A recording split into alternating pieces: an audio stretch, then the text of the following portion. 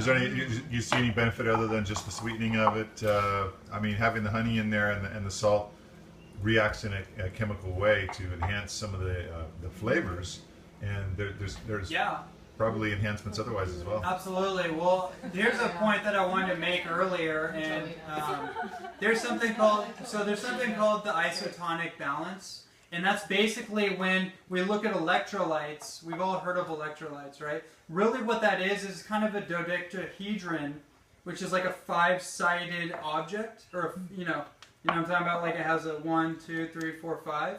Well, if you were to create that sacred geometry, and then you were to put certain minerals on it, you would have electrolytes. So you would have hydrogen at the top, you would have calcium and magnesium right here, because those are the two balancing ones. And then you'd have potassium and sodium right there. And those four work in a union. Basically what allows your cells to pump hydrogen and oxygen in and out, the inner and outer fluids.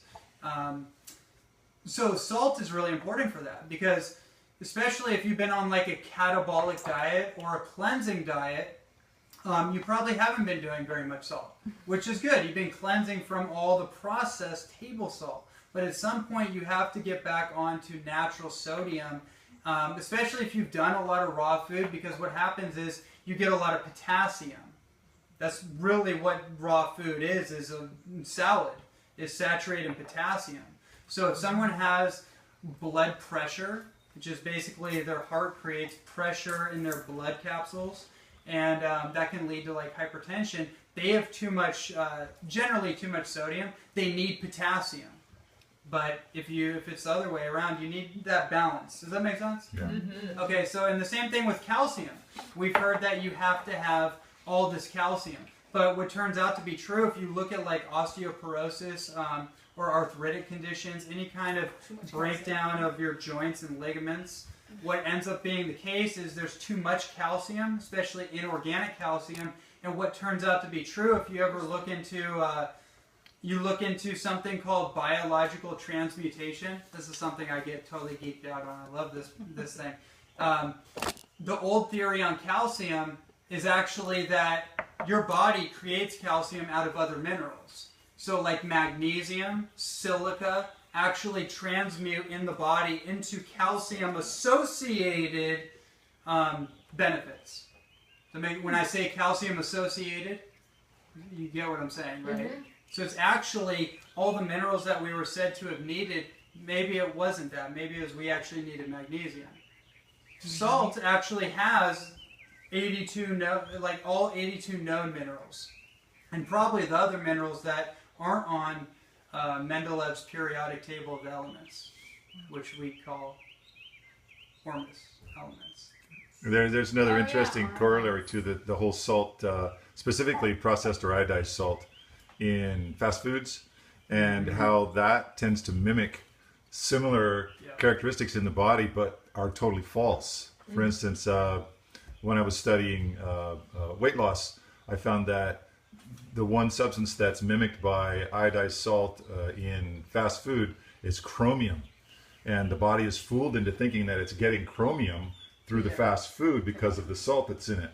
So what the body's really looking for is that chromium, and by the body being fooled into thinking it's getting it through fast food, there's a continued response for the body to go get the fast food when what it really needs is real chromium through sea salt or the actual mineral.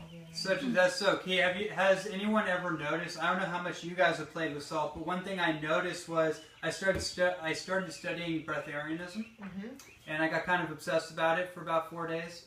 And I was in LA. And for about 4 days. Yeah. Well, it was an interesting story. My friend David Wolf actually teamed up with a real live breatharian. Now, don't even try to pin me down on that whole thing, because if you haven't, I don't know, there's no way your conscious brain at this point can fully take that on. Just be entertained by the idea. Anyway, so the breatharian that he hooks up with at a seminar I went to, I had studied him years ago. And I was like, whoa, wait a minute. So then I started looking into it. And basically the way that this guy, his name's Genesis Sunfire. You can go look him up. He's been on this for 17 years.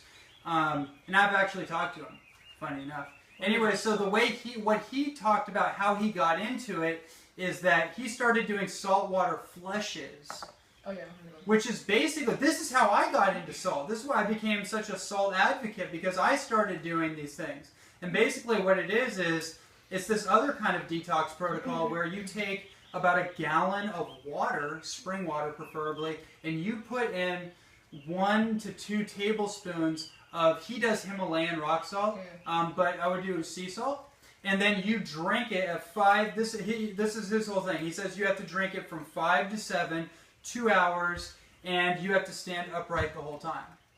You can't lay down because you're not trying to digest the salt. The salt is actually astringent, it's pulling, it's like it's stimulating peristaltic function, so it's pulling things through. And I did that for 4 days, and I didn't eat one thing for 4 days. And by day 3, I was convinced. I was staying at my friend's house. He's a raw foodist. He's eating all this fruit and stuff, and I'm just like, you guys and your food, you guys are eating all this food. You need to cut down on that. And by day 5, I was back on the food.